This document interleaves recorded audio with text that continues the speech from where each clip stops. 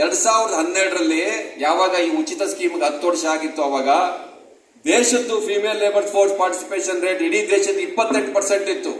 100ರಲ್ಲಿ 28 ಹೆಣ್ಣು ಮಕ್ಕಳು ಮಾತ್ರ ಹೊರಗಡೆ ಕೆಲಸಕ್ಕೆ ಹೋಗ್ತಿದ್ರು. ತಮಿಳುನಾಡಲ್ಲಿ 38% ಹೋಗ್ತಿದ್ರು. ಈಗ ಕೆಳಗಡೆ ಇದೆ, ನಿಮ್ಗೆ ಕಾಣಿಸ್ತಿಲ್ಲ, 41% ಮಹಿಳೆಯರು ತಮಿಳುನಾಡಲ್ಲಿ ಕೆಲಸಕ್ಕೆ ಹೋಗ್ತಾರೆ. ಯಾಕೆ ಹಿಂಗೆ ಅಂದ್ರೆ ನೋಡಿ, ನಮ್ಮ ಹತ್ರ ಬಡವರಾಗಿದ್ದೀವಿ, ನಮ್ಗೆ ಹೊಟ್ಟೆ ಹಸಿತಾ ಇದೆ ಅಂದ್ರೆ ನಮ್ಗೆ 2 ಹೊತ್ತು ಊಟ ಸಾಕು ಅಂತ ನಮ್ಗೆ ಅನ್ಸುತ್ತೆ. ನಮ್ಗೆ ಹೊಟ್ಟೆ ತುಂಬದ ಮೇಲೆ ನಮ್ಗೆ ಮನೆ ಬೇಕು ಅನ್ಸುತ್ತೆ. ಮನೆ ಬಂದ್ಮೇಲೆ ನಮ್ಗೆ ಇನ್ನೂ ಮೇಲಕ್ಕೆ ಹೋಗ್ಬೇಕು ಅಂತ ಅನ್ಸುತ್ತೆ. ನಮ್ಮ ಕನಸು ಬೀಳೋದೇನೆ ನಮ್ಗೆ ನಮ್ಮ ಜೋಬಲ್ಲಿ ಎಷ್ಟು ದುಡ್ಡಿದೆ ಅನ್ನೋದ್ರ ಮೇಲೆ ನಮ್ ಕನಸು ಬೀಳುತ್ತೆ. ಅಂದ್ರೆ ಜನರ ಕೈಗೆ ಹಣ ಸಿಕ್ಕಾಗ ಅವ್ರಿಗೆ ಮೇಲ್ಚಲನೆಯ ಬಯಕೆ ಜಾಸ್ತಿ ಆಗುತ್ತೆ. ನಾವ್ ಇನ್ನೂ ಮೇಲಕ್ಕೆ ಹೋಗ್ಬೇಕು ಅನ್ಸುತ್ತೆ. ಅವ್ರು ಉದ್ಯೋಗಕ್ಕೆ ಹೋಗ್ತಾರೆ. ಇದು ಜಗತ್ತಲ್ಲಿ ನಡೆದಿರೋದು. ಇಂಥ ಅಧ್ಯಯನ ಮಾಡಿರ್ತಕ್ಕಂಥ ಅರ್ಥಶಾಸ್ತ್ರಜ್ಞರ ಮಾತನ್ನ, ಸಮಾಜಶಾಸ್ತ್ರಜ್ಞರ ಮಾತನ್ನ ಸರ್ಕಾರ ಕೇಳಬೇಕಾ, ಇಲ್ಲ ಈ ಟಿವಿಲಿ ಕೂತ್ಕೊಂಡು ಬೋಧನೆ ಮಾಡಿ ಇದನ್ನ ಬಿಟ್ಟಿ ಭಾಗ್ಯ ಅನ್ನೋರ್ ಮಾತನ್ನ ಕೇಳಬೇಕಾ? ಇದನ್ನ ನಾವು ತೀರ್ಮಾನ ಮಾಡಬೇಕು. ಸೊ ಜನ ಸೋಮಾರಿಗಳಾಗಿಲ್ಲ ಅನ್ನೋದನ್ನ ನಾವು ನೋಡ್ತೀವಿ.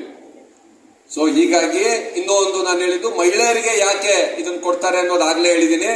ಯಾಕೆಂದ್ರೆ ಮಹಿಳೆಯರಿಗೆ ವೇತನವಿಲ್ಲದ ದುಡಿಮೆ ಇದೆ ಮತ್ತು ಅವರಿಗೆ ಅವರ ಉದ್ಯೋಗಶೀಲತೆಯ ದರ ಜಾಸ್ತಿ ಆಗುತ್ತೆ. ಸ್ವತಃ ನರೇಂದ್ರ ಮೋದಿ ಅವರು ಒಂದು ಪುಸ್ತಕ ಬಿಡುಗಡೆ ಮಾಡಿದ್ದಾರೆ. ಆ ಪುಸ್ತಕ ನೀವು ಯಾರಾದ್ರೂ ಗೂಗಲ್ ಅಲ್ಲಿ ಹುಡುಕಿದ್ರೆ ಸಿಗುತ್ತೆ.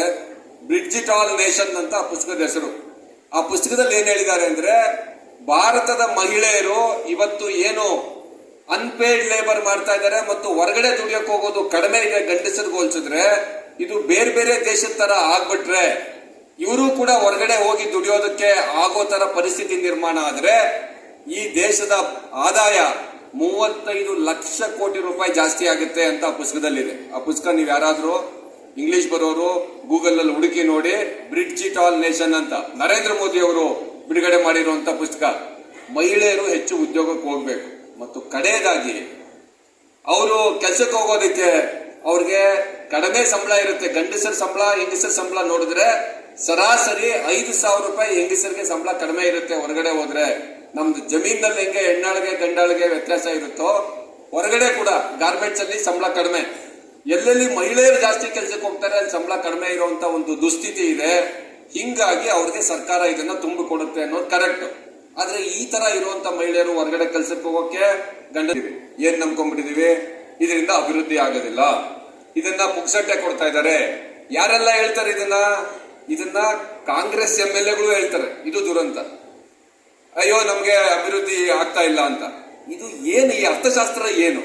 ಯಾಕೆ ರಾಹುಲ್ ಗಾಂಧಿ ಅವರು ನ್ಯಾಯ ಅನ್ನುವಂತ ಸ್ಕೀಮ್ ಅಂತಂದ್ರು? ಯಾಕೆ ಕಾಂಗ್ರೆಸ್ ಪಕ್ಷದ ಸರ್ಕಾರ ತಂದಿರತಕ್ಕಂತ ಈ ಸ್ಕೀಮ್ ಅನ್ನ ದೇಶದ ಬೇರೆ ಬೇರೆ ಭಾಗದಲ್ಲಿ ಯಾಕೆ ಜಾರಿ ಮಾಡ್ತಾ ಇದ್ದಾರೆ? ಪ್ರಪಂಚದಲ್ಲಿ ಯಾಕೆ 22 ದೇಶಗಳಲ್ಲಿ ಉಚಿತ ಟ್ರಾನ್ಸ್ಪೋರ್ಟ್ ಸ್ಕೀಮ್ ಇದೆ? ಇದ್ರ ಬಗ್ಗೆ ತಿಳ್ಕೊಳ್ಳದೆ ಏನು ಅಪಪ್ರಚಾರ ನಡೀತಾ ಇದೆ ಗ್ಯಾರಂಟಿಗಳ ವಿರುದ್ಧ, ಇದರಲ್ಲಿ ಇದನ್ನ